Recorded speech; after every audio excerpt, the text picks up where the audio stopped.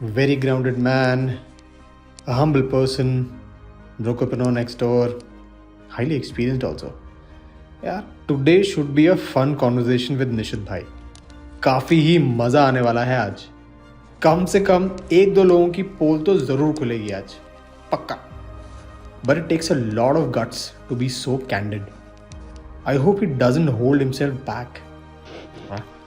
This is going to be the best one yet. Let's go.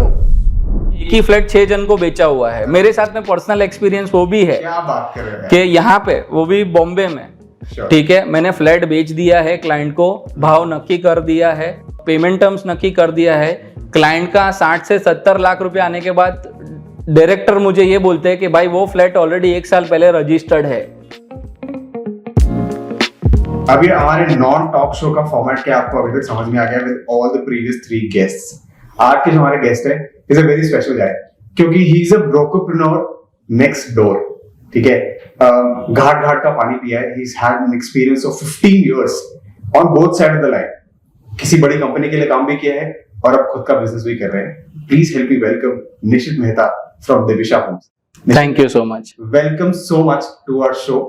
Thank you for taking out the time. मुझे पता है यार इतना busy चल रहा है सब लोग का, बट थैंकफुली आज मंडे है. आई एम होपिंग कि आज थोड़ा सा रिलैक्स है. ये सैटरडे संडे तो फुल पैक ही रहता है. मैं नॉर्मली जब मंडे को हम लोग के as a part of breaking when I call some of our channel partners and locals to understand क्या चल रहा है मंडे को, तो नॉर्मली कहता है कि शुभम भाई कल बात करते हैं, आज थोड़ा वीकली ऑफ है, शांति रखते हैं.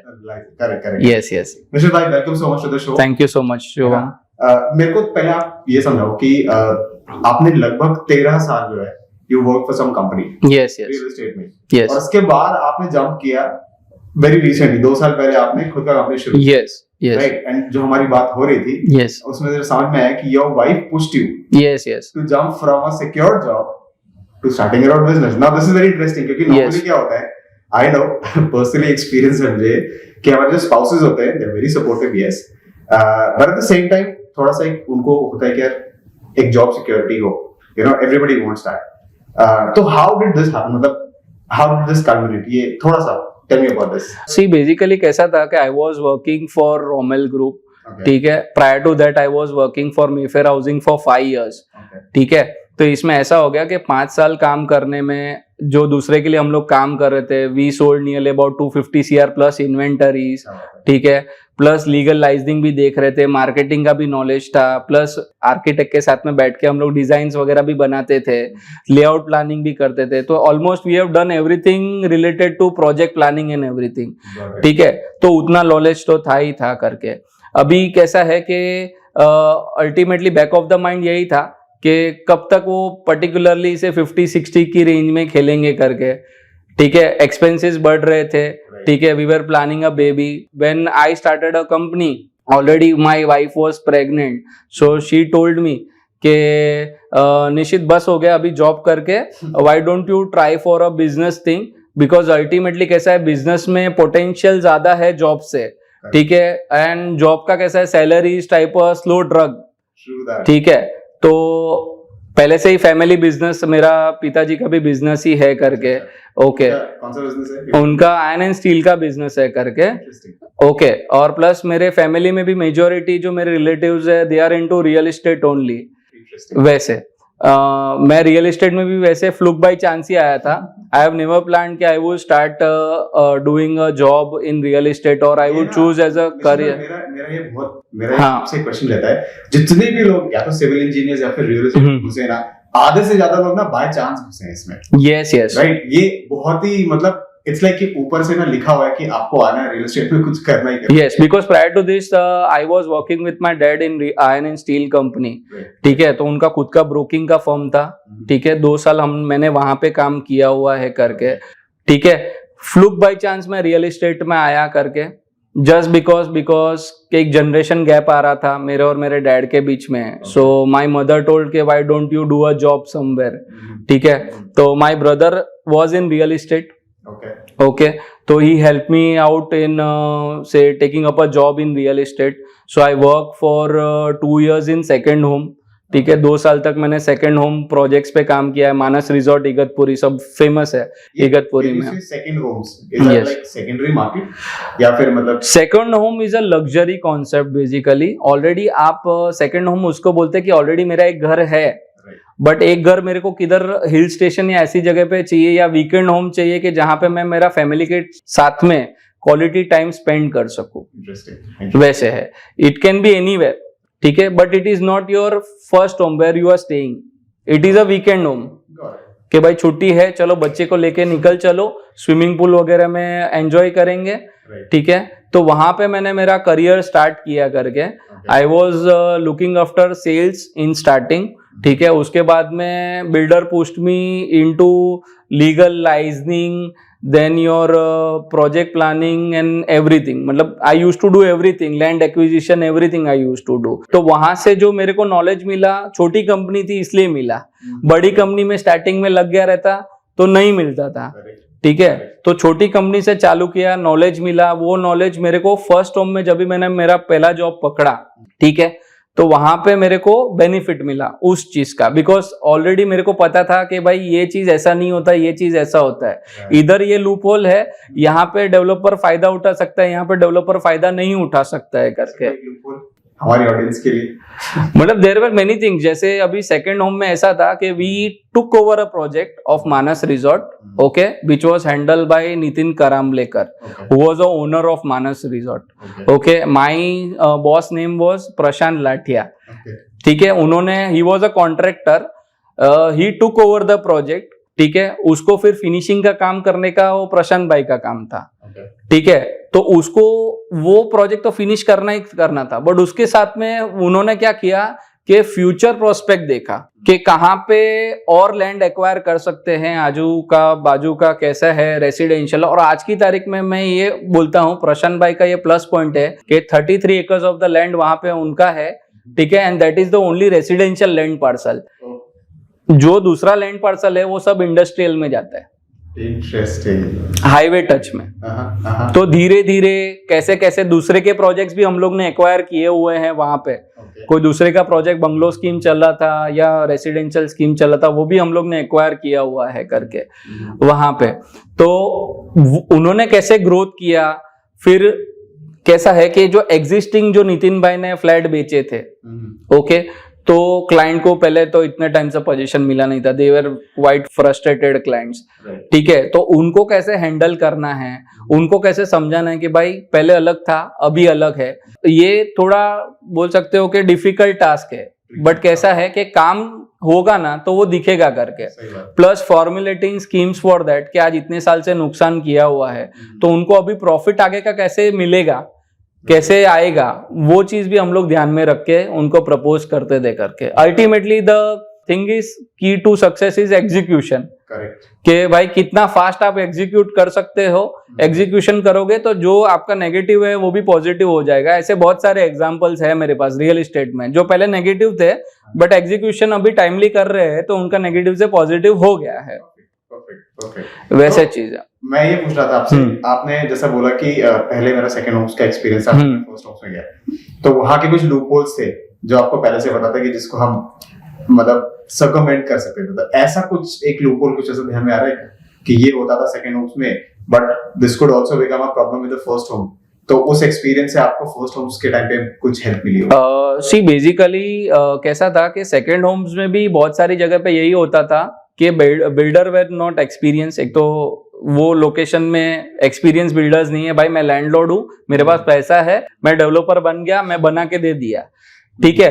लेकिन वहां पे बहुत सारी चीज ऐसी भी थी, एक एक लैंड पार्सल 4-4 को बेच दिया है, जो यहाँ पे भी होता था ऐसा सब। हाँ, कि एक ही फ्लैट 6 जन को बेचा हुआ है। मेरे साथ में पर्सनल एक्सपीरियंस वो भी है। क्या बात कर रहे हैं? कि यहाँ पे वो भी बॉम्बे में ऐसा हाँ, मैंने एक क्लाइंट का डील किया था मलाड में, I will not name the developer, ठीक है। मैंने फ्लैट बेच दिया है क्लाइंट को, भाव नक्की कर दिया है, ठीक है, पेमेंट टर्म्स नक्की कर दिया है।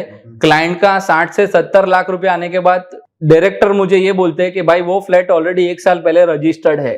मतलब even the developer is not maintaining the availability chat, कि भाई मेरे पास क्या अवेलेबल है और क्या बिक गया है। तो यार इससे बचने का कोई तो तरीका होना चाहिए। इससे बचने का सर एक ही तरीका है कि प्रोफेशनल लोगों को हायर करो। Don't go for developers who are not professional developers. Basically बहुत सारे लोग ऐसे हैं जिनके पास पैसा है, डेवलपर बन गए हैं करके, ठीक है, एक पीएमसी हायर कर दिया, एक आर्किटेक्ट हायर कर दिया, बस बिल्डिंग बनाने का काम चालू कर दिया, पर बिल्डिंग बनाने का एक्सपीरियंस तो होना चाहिए। आज कैसा है कि प्रोफेशनल लोग जैसे सीए है, लोग क्यों सीए के पास जाते हैं कि भाई वो टैक्स मेरा बचा सके, मेरे को 2 पैसा ला सके घर पे, बराबर है। लोग सीएएस के पास क्यों जाते हैं कि भाई मेरा एक कंपनी जो फॉर्मेलिटी है वो प्रॉपरली लीगली कंपनी बना सके, किधर कंपनी में लूप होल नहीं हो। तो वैसे ही डेवलपर में भी प्रोफेशनल डेवलपर्स है और अनप्रोफेशनल डेवलपर्स भी है। तो आई वुड सजेस्ट क्लाइंट्स के you go for professional developers rather than going for unprofessional developers. वैसे है जिसका काम पहले से ही बिल्डिंग बनाने का है। Make sense. तो यार फिर इसमें अब कोई अगर नया व्यक्ति घुसना चाहे डेवलपमेंट में और उसको भी कुछ डेवलपर बनना है, तो मतलब उसके लिए कोई स्कोप नहीं है या फिर इसमें स्कोप ये है कि अगर कोई नया व्यक्ति अगर डेवलपर बनना चाहता है तो I would request government to formulate an education thing for such kind of people कि उनको भी, डेवलपर को भी लाइसेंस लेना पड़े कि भाई मुझे कंस्ट्रक्शन करना है and I have a license of Maharashtra of doing construction. ठीक है, अभी बहुत सारे ऐसे भी चीज है कि मैंने देखा हुआ है कि प्रोफेशनल डेवलपर्स नहीं है। मतलब मैं एग्जांपल भी दे देता हूँ, सबसे बड़ा ब्लंडर बता देता हूँ। Developers, he was basically a scrap dealer. क्या बात कर रहे हो? यस, पैसा है, डेवलपमेंट में उतरा, ठीक है। आज की तारीख में भी इलीगल कंस्ट्रक्शन इतना किया हुआ है, पूछो मत, ओसी नहीं आया बिल्डिंग्स के। क्या बात कर रहे हो? यस, ठीक है। तो ये चीज है, go for professional developers, go for branded developers, जहां पे आपको अभी तो रेरा आ गया इसलिए कोई चिंता नहीं है करके, आपको सब डॉक्यूमेंट्स मिल जाएंगे करके, but still RERA is not the soul authority. आज कस्टमर्स भी एजुकेटेड होने चाहिए कि क्या क्या पॉइंट्स है जो मुझे प्रीफर करने चाहिए। ऐसे भी कुछ लोकल डेवलपर्स है जो बहुत अच्छा काम करते हैं, जिनके पास पैसा पड़ा है, they don't do over trading. बहुत सारे डेवलपर्स ऐसे भी है जो ओवर ट्रेडिंग किए हैं और फिर उनका अभी कोई काम चालू नहीं है। करेक्ट, ऐसा चीज है। तो कैसा है कि एक पर्टिकुलरली डेवलपर्स का भी लाइसेंस होना चाहिए कि भाई ये एग्जामिनेशन है, ये ऐसे ऐसे बिल्डिंग बनता है, इतना इतना फॉर्मेलिटीज आपको क्लियर करना पड़ता है, ये एनवायरमेंटल क्लियरेंस का है, ये आपको लाइसेंस लेना पड़ता है, इतने इतने लीगल डॉक्यूमेंट्स आपको करने पड़ते हैं, सीसीओसी, आईओडी वगैरह, वो सब चीज तो है ही है करके। प्लस कंस्ट्रक्शन का भी नॉलेज होना चाहिए डेवलपर को कि आज वो करते हैं कॉन्ट्रैक्टर को दे देते हैं। बहुत सारे डेवलपर्स ऐसे कि I am basically a developer, बराबर है, लेकिन मेरा कंस्ट्रक्शन कोई कॉन्ट्रैक्टर कर रहा है, तो I am depending upon contractor, बरोबर है। तो कॉन्ट्रैक्टर कैसा काम करता है वो भी तो उसको पता होना चाहिए। आज उसका खुद का ब्रांडिंग भी तो वो स्टेक पे डाल रहा है, कल उठ के अगर समझो कॉन्ट्रैक्टर बरोबर काम नहीं करता है करके, तो नाम किसका खराब होगा कि इसका कंस्ट्रक्शन खराब है, किसका नाम खराब होगा, डेवलपर का नाम खराब होगा। वैसा चीज है। तो आई वुड सजेस्ट के वो डेवलपर को भी नॉलेज होना चाहिए कि कंस्ट्रक्शन में कितना रेती लगता है, कितना सीमेंट लगता है, कितना क्या लगता है करके। ये पॉइंट है, बहुत ही वैलिड पॉइंट है निशित भाई। मेरे ख्याल में आई डोंट नो, रेरा का ही कोई एक्सटेंशन निकलना चाहिए। यस, क्योंकि रेरा अभी अंडर कंस्ट्रक्शन, अगर वो रेरा रेगुलेट कर रहा है तो डेवलपर्स को भी रेगुलेट करे, कस्टमर्स को भी रेगुलेट करे और ब्रोकर्स को तो कर ही रहा है। करेक्ट। पर रेरा में भी कैसा है कि एक अथॉरिटी है, अच्छा लिया है, ठीक है, धीरे धीरे कर रहा है, बट मेरे हिसाब से उनको थोड़ा स्पीड अप करना चाहिए प्रोसेस, क्योंकि वो अंडर कंस्ट्रक्शन को खाली कर रहे हैं करके। बट ऐसे भी केसेस हैं रीसेल में, रेंटल में, कि जहां पे क्लाइंट्स का बहुत नुकसान हुआ है। मतलब उन्होंने कोई ऐसे ब्रोकर पकड़ लिए हैं जिनको नॉलेज नहीं है, ठीक है, उनके साथ में डील किया हुआ है करके, just to save some money, ठीक है। तो ऐसी भी कोई एसोसिएशन या ऐसा भी कोई रीसेल या रेंटल के लिए लाइसेंस ब्रोकर को मिलना चाहिए और उनको एजुकेशन मिलना चाहिए, एग्जाम होना चाहिए कि भाई रीसेल का डील कैसे होता है या रेंटल का डील कैसे होता है, कम्युनिकेशन स्किल आपको कैसे करना चाहिए, कौन सा डॉक्यूमेंट आपको रीसेल में चेक करना चाहिए, सामने वाले सेलर का भी। करेक्ट। इसमें कुछ ऐसा आपका मुझे समझ में आ रहा है आपकी बात से कि कुछ तो उंगली जली है आपकी कभी। बहुत बार रिटेल में भी एक्सपीरियंस बहुत खराब रहा है कि ब्रोकर लेके आता है, ब्रोकर खाली मीटिंग में बैठता है, ठीक है, ओनर और क्लाइंट सामने सामने बातचीत कर लेते, तो बॉस तू क्यों है बीच में। अल्टीमेटली प्रोसेस जो है, प्रोसेस एक हर चीज का एक प्रोसेस रहता है, सेल्स का एक प्रोसेस रहता है, ठीक है, एक प्रॉपर्टी विजिट का एक प्रोसेस रहता है, ठीक है, तो प्रोसेस उसको पता होना चाहिए कि आज समझो सेलर ने 35 बोला है, अगर बायर 32 का ऑफर दे रहा है करके, तो उसका प्रोसेस कैसा रहेगा। अगर समझो वो डील डन होता है तो डील के आगे का प्रोसेस कैसा रहेगा, ठीक है, वो चीज उसको प्रॉपर होना चाहिए करके कि भाई रजिस्ट्रेशन करना है तो ऑनलाइन रजिस्ट्रेशन करना है तो कौन सा नेटवर्क के थ्रू वो कर रहा है, जो नेटवर्क के थ्रू कर रहा है वो ऑथराइज्ड है कि नहीं है, उसको खुद को नॉलेज है कि नहीं है। वैसा है, ऐसा कैसा होता है कि अभी रिटेल सेक्शन तो मैंने से 6 मंथ्स बैक ही चालू किया है करके, लेकिन रिटेल सेक्शन में भी कैसा है, बहुत सारे बोल सकते हो कि ब्रोकर्स या एजेंट्स जो मेरे साथ में काम करते हैं, तो मुझे लगता है कि उनको उतना नॉलेज नहीं है, कारपेट एरिया कैसे कैलकुलेट करता है, बेसिक नॉलेज भी नहीं है, ठीक है। हाँ, एक चीज है कि मेरे को नेटवर्क है, ठीक है, मेरे को तो लाके खाली पार्टी को बिठाने का ही है करके, पसंद आया तो सामने सामने मिला दूंगा, जो है हो जाएगा। सेलर को कौन से रेट से बेचना चाहिए और बायर को कौन से रेट से खरीदना चाहिए, ये चीज एजुकेशन उसके पास होना चाहिए। वो कभी आएगा जब भी उसको लोकेलिटी का प्राइस ट्रेंड पता चलेगा। ग्राउंड वर्क नहीं किया है उन्होंने, राइट। हम लोग ग्राउंड वर्क किए हैं कि भाई आप for example Kandivali west location में देख रहे हो, स्टेशन के पास में देख रहे हो, तो आपको मिनिमम 25,000 का रेट से लेना पड़ेगा। करेक्ट। अंडर कंस्ट्रक्शन में देख रहे हो तो 23 से मिल जाएगा, पर रेडी में देख रहे हो तो 25 से 28 का रेट है, डिपेंडिंग अपॉन लेन टू लेन, कांदीवली वेस्ट में भी इतना। तो वो ग्राउंड वर्क होना चाहिए हर एक ब्रोकर का। तो वो कभी होगा जब भी वो लाइसेंसिंग एग्जाम देगा, उसको प्रोसेस का एग्जाम देगा, कैसे प्रोसेस होता है, क्या है क्या नहीं, उसको खुद को पता चलेगा, तभी वो चीज होगा। क्योंकि अभी तो ऐसा हो रहा है कि सिक्योरिटी वाला भी, पान वाला भी, कोई भी ब्रोकर बन जाता है। सर इधर फ्लैट पड़ा है, आपको देखना है, मैं दिखा देता हूँ करके, ऐसा चीज है, कुछ भी हो रहा है। और क्लाइंट भी कैसा है, 2 पैसा बचाने के लिए ऐसे लोगों के साथ में काम कर लेते हैं करके, लेकिन लेटर ऑन ऐसे फंस भी जाते हैं। बहुत सारे केसेस हुए हैं कि रेंटल पे एग्रीमेंट कर दिया, रेंट एग्रीमेंट कर दिया। अभी रेंट एग्रीमेंट और लीव एंड लाइसेंस एग्रीमेंट में बहुत बड़ा फर्क है, बहुत फर्क है, ठीक है। वो लोकल ब्रोकर को नहीं पता रहता है ना, राइट। आज रेंट एग्रीमेंट और लीव एंड लाइसेंस एग्रीमेंट में जो फर्क है वो एक प्रोफेशनल ब्रोकर को पता रहेगा। माइन्यूट लाइन है, ऐसा कोई नहीं, हाथी घोड़ा डिफरेंस नहीं है। इवन बहुत सारे ऐसे एजेंट्स भी हैं जो रजिस्ट्रेशन वगैरह करते हैं, उनको भी वो डिफरेंस पता नहीं है। क्या बात है। लीव एंड लाइसेंस एग्रीमेंट आपने no doubt lock in clause डाला है, आप कभी भी कैंसिल कर सकते हो। रेंट एग्रीमेंट आप वो कैंसिल नहीं कर सकते हो। For that period of the time tenant is the owner of the property. Very very interesting point guys, very interesting point. हम सब लोग, काफी सारे लोग रेंट पे घर ढूंढने जाते हैं और हमें डिफरेंसेस नहीं पता होना चाहिए। निशित भाई, दिस इज सो ग्रेट। नहीं, definitely I would request customers कि वो एक प्रोफेशनल ब्रोकर से ही काम करे। Don't go for local brokers. आप 2 पैसे बचाने के चक्कर में अपना खुद का नुकसान करवा के मत लो। बिल्कुल वैलिड पॉइंट है। निशित भाई, moving on to the next question, है ना, आपने बात कर रहे थे उधर पे कि अभी आप खुद का बिजनेस चालू किया है, तो अभी टर्न अराउंड टाइम कितना होता है आपका? मतलब फ्लैट का सेल हो गया, सब कुछ हो गया, एवरीथिंग हो गया, from that point to money actually hitting your account. Okay, so basically कैसा है सर कि प्राइमरी मार्केट में टर्न अराउंड टाइम जो है वो अप्रोक्सीमेटली 3 महीने का हम लोग पकड़ के चलते हैं करके, कि रजिस्ट्रेशन हो गया, पेमेंट हो गया, रजिस्ट्रेशन के बाद में डेवलपर ब्रोकरेज रिलीज करेगा करके।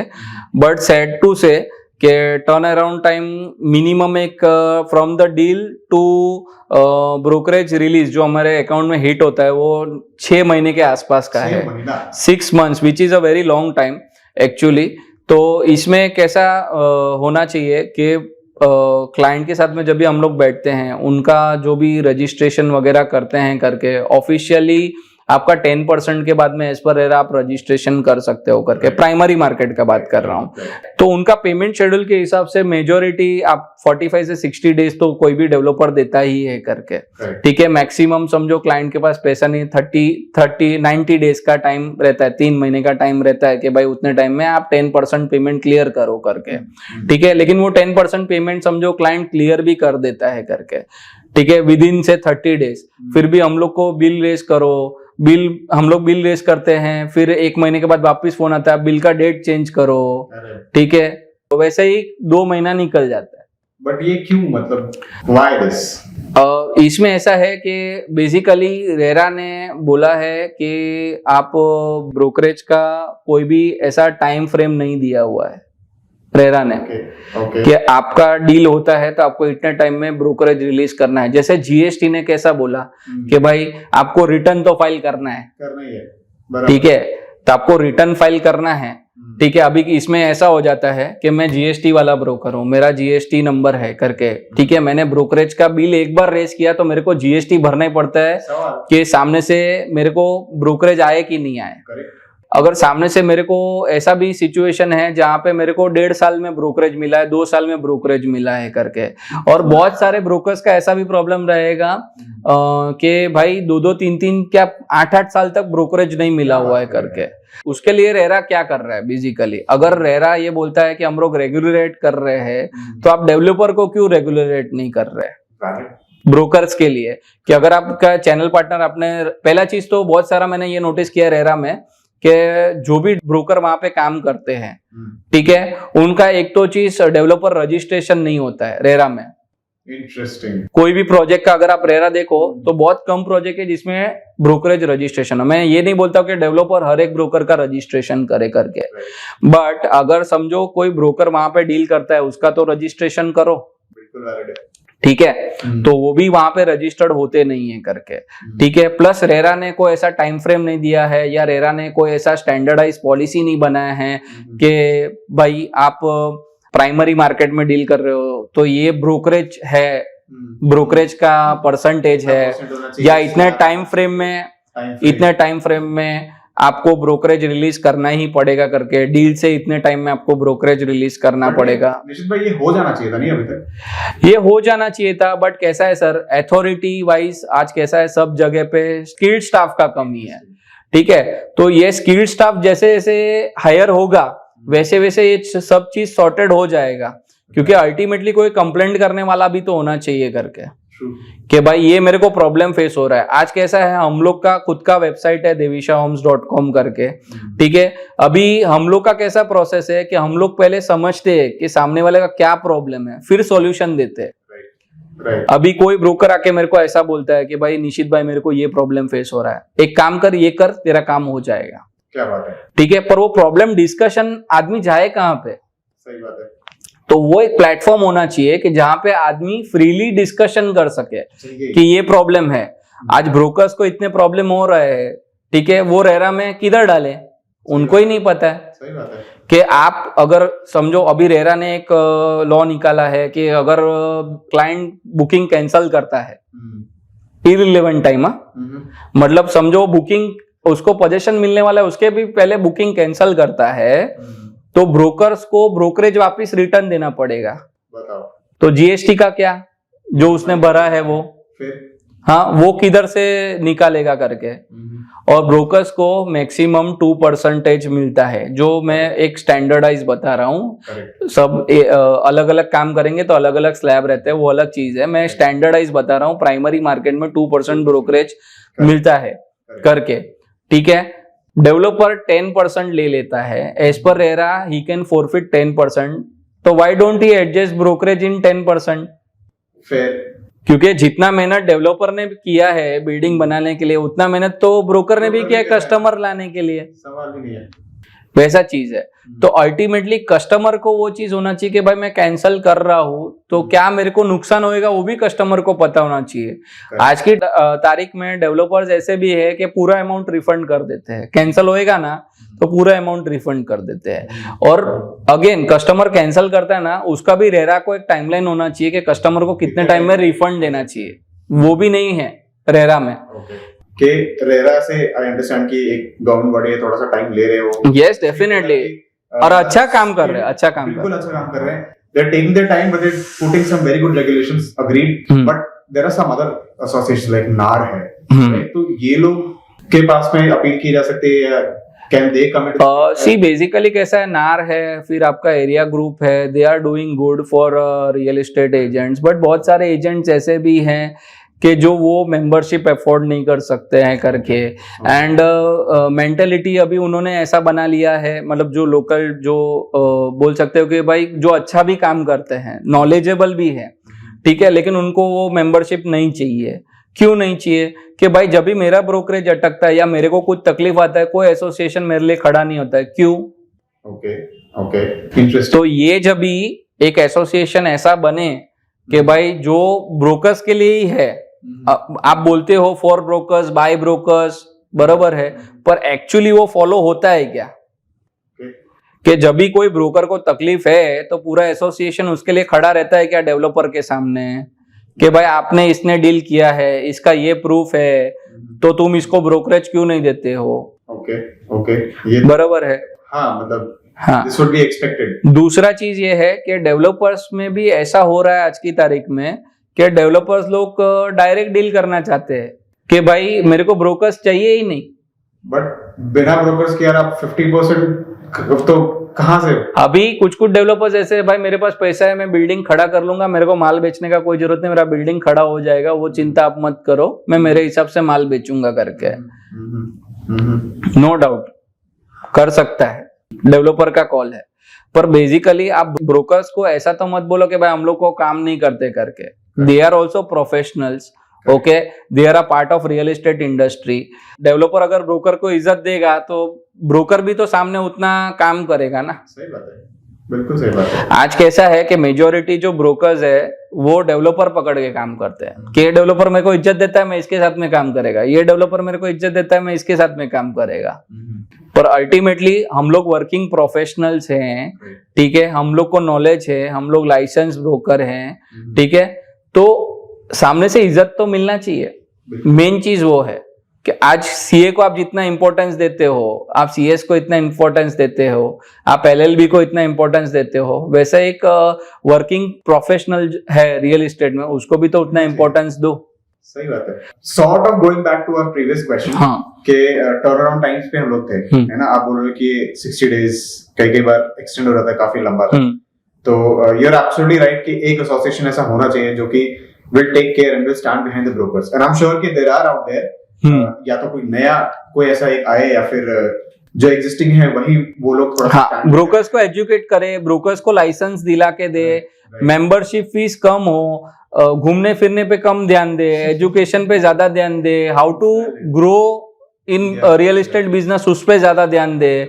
अभी जो नए ट्रेंड्स आ रहे हैं वो उनको इंट्रोड्यूस करे कि भाई इंस्टा रील्स कैसे बनाना है, आपको फेसबुक पे मार्केटिंग कैसे करना है, ठीक है, आपको अपनी वेबसाइट क्यों जरूरी है, आपको अपनी वेबसाइट क्यों बनानी चाहिए, आपको रेरा रजिस्ट्रेशन कैसे करते हैं, आपको रेरा रिन्यूअल कैसे करते हैं, ठीक है, आपको लाइसेंस के लिए क्या क्या नॉलेज होना जरूरी है, आपको रेरा एग्जामिनेशन के लिए क्या क्या नॉलेज होना जरूरी है, ठीक है, आप कस्टमर के साथ में कम्युनिकेट कैसे करते हैं, आप कस्टमर के साथ में कॉल पे बात कैसे करते हैं, आप कस्टमर के साथ में इंफॉर्मेशन कैसे प्रोवाइड करते हैं, ये सब सारी चीजें आपने इतना बढ़िया बोला है ना। अभी एक एक पॉइंट इसमें इंपॉर्टेंट है, every point needs to be catered to, it needs to be addressed, very valid.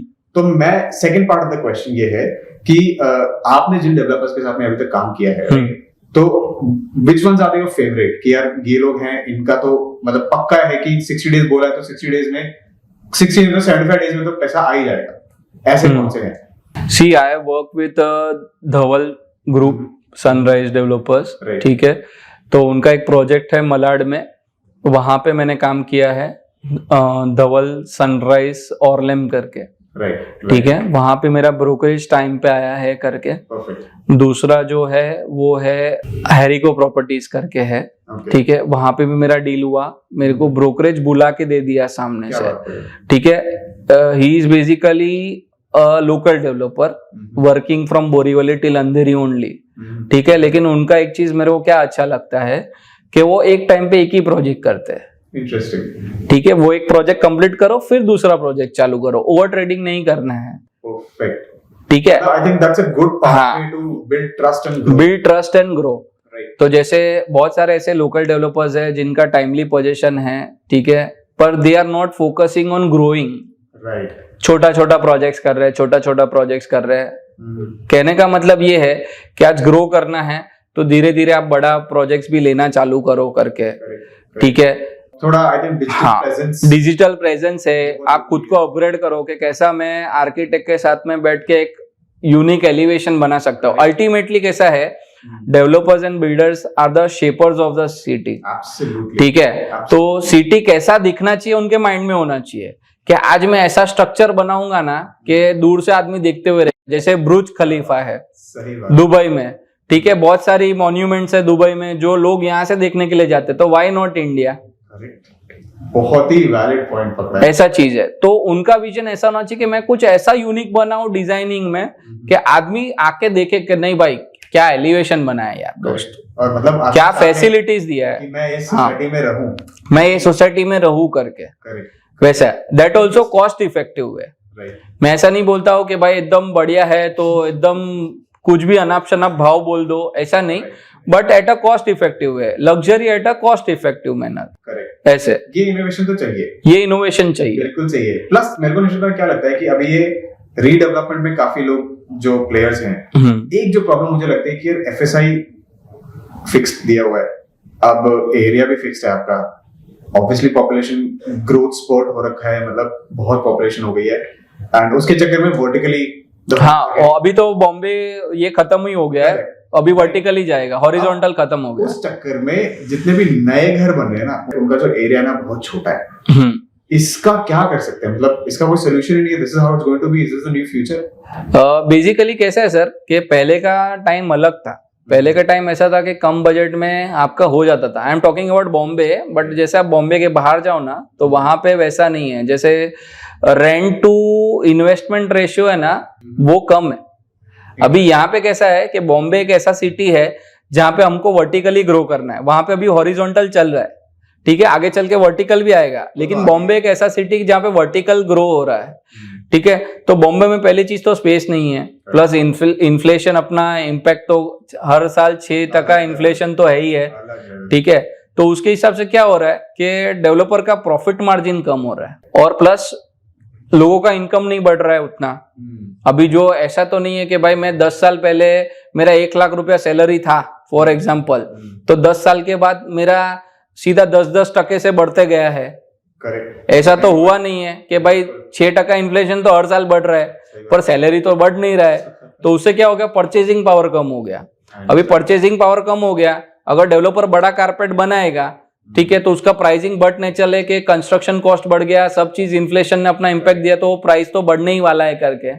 तो इसके लिए क्या करता है कि वो कारपेट एरिया स्क्वीज कर देता है प्राइसिंग के लिए, कि जितने में आज से 5 साल पहले 10 साल पहले तुम खरीद रहे थे, हाँ, आज भी तुम खरीद सकते हो, बट ऑब्वियसली साइज छोटा हो जाएगा, वैसा चीज है। अभी क्या है, दूसरे सब सिटीज में हॉरिजॉन्टल एक्सपांशन हो रहा है, जैसे सूरत पकड़ो, बड़ौदा पकड़ो, अहमदाबाद पकड़ो, वहां पे हॉरिजॉन्टल पेस है, एक्सपांशन हो रहा है। वहां पे आपको 50 लाख में तो आराम से 1000+ का कारपेट एरिया मिल जाएगा, वैसा चीज है।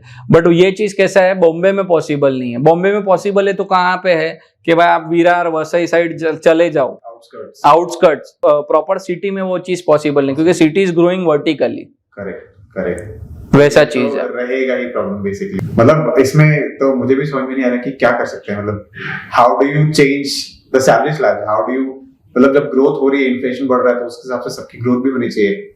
That's a huge, I think एक 2023 में जो रिसेशन इज हिटिंग, तो is that going to affect our market adversely?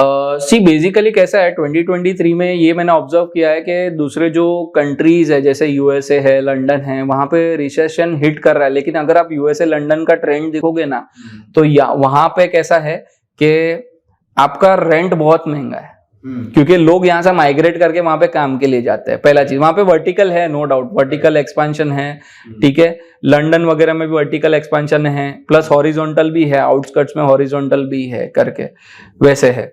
लेकिन वहां पे कैसा है, लोन का जो परसेंटेज है ना, जो हाउस अफोर्डेबिलिटी है बहुत कम है, 1%, 1.5% से लेके 3 to 4% तक है। जबकि इंडिया में एक ऐसा चीज है कि लोग घर लेने को जाते हैं तो होम लोन इतना महंगा पड़ जाता है ना, क्या पूछो मत।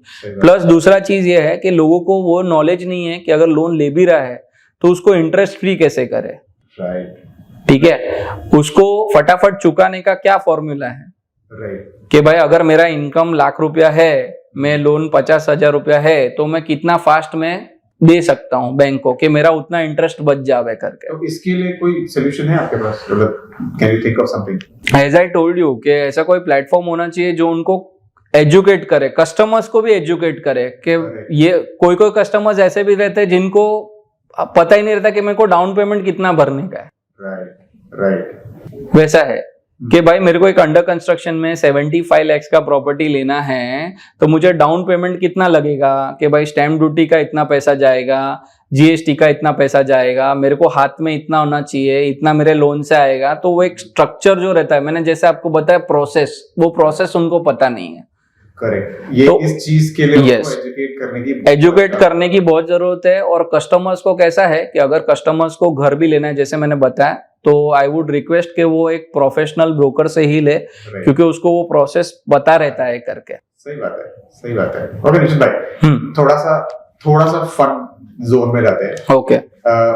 ये मैं सारे गेस्ट को पूछता हूँ, मुझे बहुत मजा आता है बिकॉज़ मेरी स्टोरीज निकल के आती है और उसमें सबसे ज्यादा उसी में मजा आता है। ठीक है, अभी आपका एक ऐसा एक्सपीरियंस रियल एस्टेट में किसी क्लाइंट के साथ, डिप्लोमेटिक आंसर नहीं चलेगा, मैं पहले ही बोल देता हूँ, ठीक है, एक ऐसा क्लाइंट जिसके साथ आपको लगा कि यार ये कहाँ फंस गया, मैं गलत लाइन में ही आ गया, मुझे रियल एस्टेट आना ही नहीं चाहिए था, इतना किसी ने मतलब हैरान कर दिया एकदम, ऐसा कोई एक रिसेंट केस ही है, क्लाइंट का नाम तो नहीं बता सकता हूँ, ठीक है, लेकिन इसमें ऐसा है, क्लाइंट को ये लगता है कि broker is the biggest criminal. Okay, client ना मेरा फोन उठाता है, ना डेवलपर का फोन उठाता है पेमेंट के लिए, ठीक है। दूसरा चीज ये है कि क्लाइंट को जब भी गरज रहता है ना, वो मेरे को कभी भी कॉल कर सकता है, पर ना मैसेज का रिप्लाई, ना कॉल का रिप्लाई, कोऑर्डिनेशन ही नहीं करना है, मेरे पास पैसा आएगा मैं तभी दूंगा, खुद का गरज है रजिस्ट्रेशन का तो सामने से फोन करेगा, ठीक है, खुद का गरज है कि भाई मेरे को टीडीएस सर्टिफिकेट का रिसिप्ट चाहिए तो फोन करेगा, बाकी हम लोग जब भी फोन करते हैं कोई रिप्लाई नहीं। तो अगर कम्युनिकेशन ही नहीं रहेगा क्लाइंट और डेवलपर और ब्रोकर के बीच में, तो कल उठ के जो क्लाइंट को प्रॉब्लम फेस होगा क्लाइंट को पता ही नहीं है।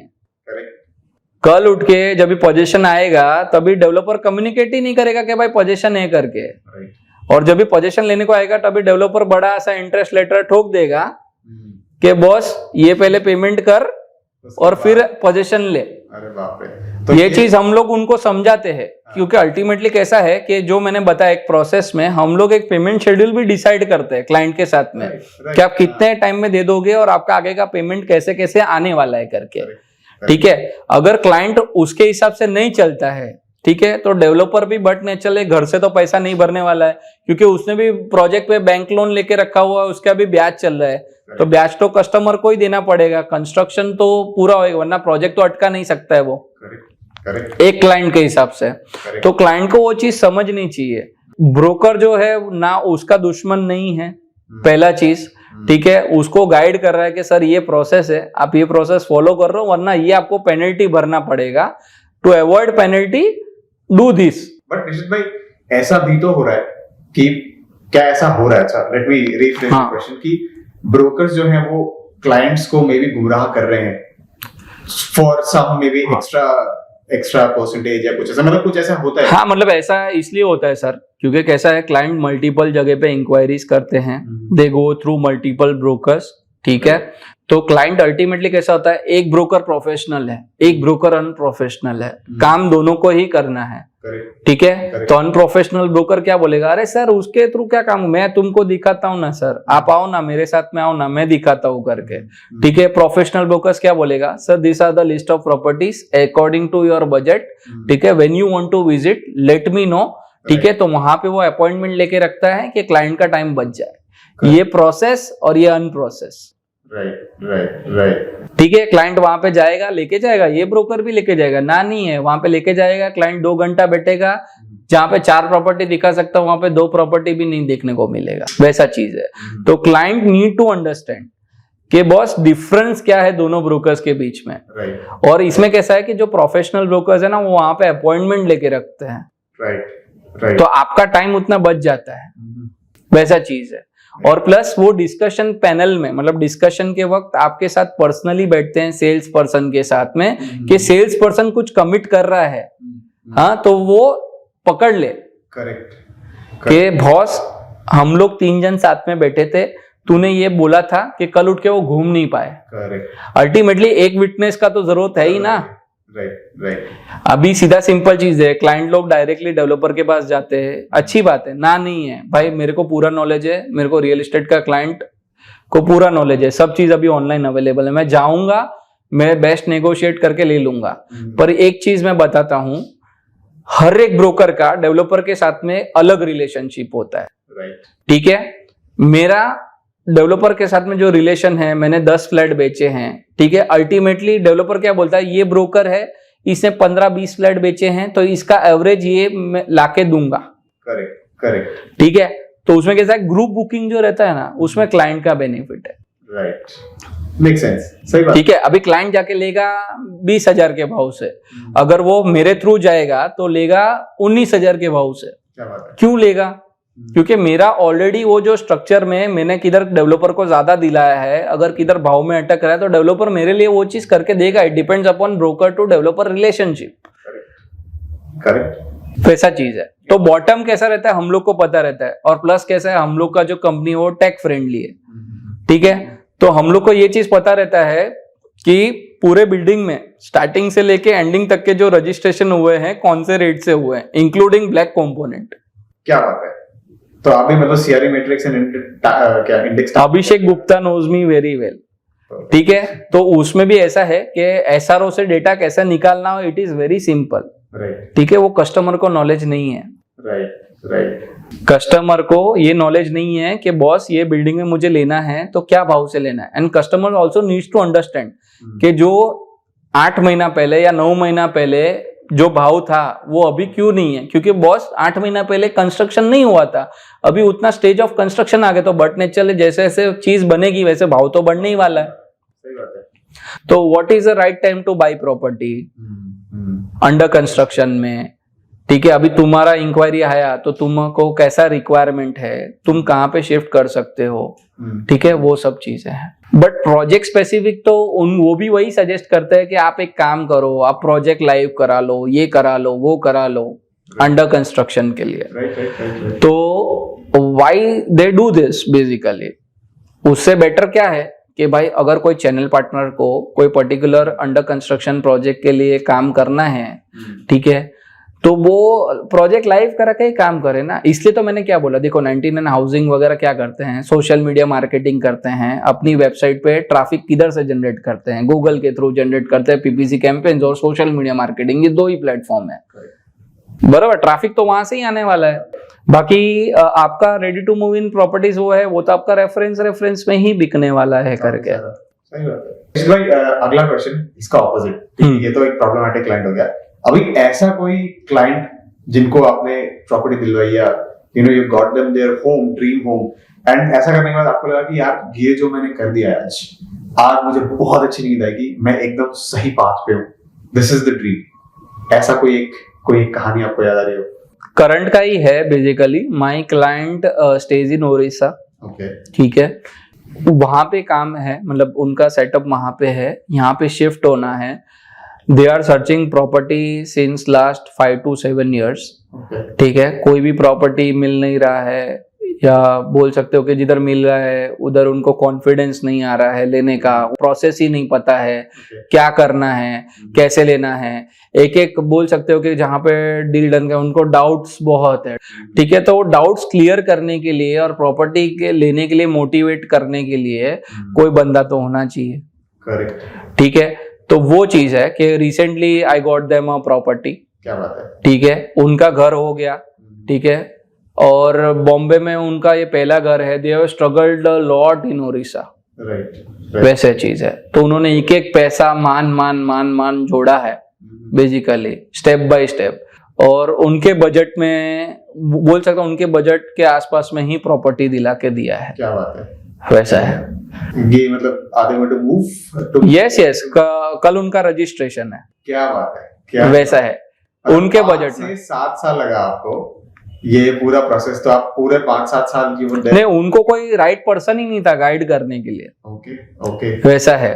तो they met me, okay, they consulted me at my site, ठीक है। इसलिए मैं क्या बोलता हूँ, कंसल्टिंग इज वेरी इंपॉर्टेंट कि बॉस कस्टमर को ही नहीं पता होता है कि मुझे क्या चाहिए।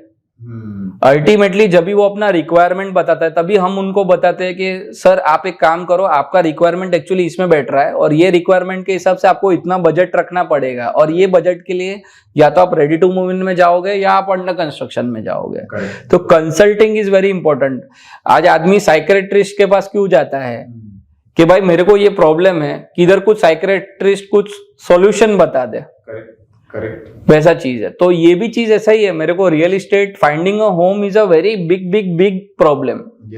तो उसका प्रोसेस कैसा है, क्या है, तो कंसल्टिंग इज वेरी इंपॉर्टेंट। तो कैसा है कि कस्टमर्स के लिए एक चीज है कि आप कंसल्ट करो प्रोफेशनल ब्रोकर्स के साथ में, ठीक है, जिसको नॉलेज हो, तो आपको एक राइट बोल सकते हो कि पाथवे मिलेगा towards your dream home. Perfect. तो भाई हमारे नॉन टॉक शो का नाम है नोयर एजेंट। आज के इस कॉन्वर्सेशन से क्या सीखने को मिला?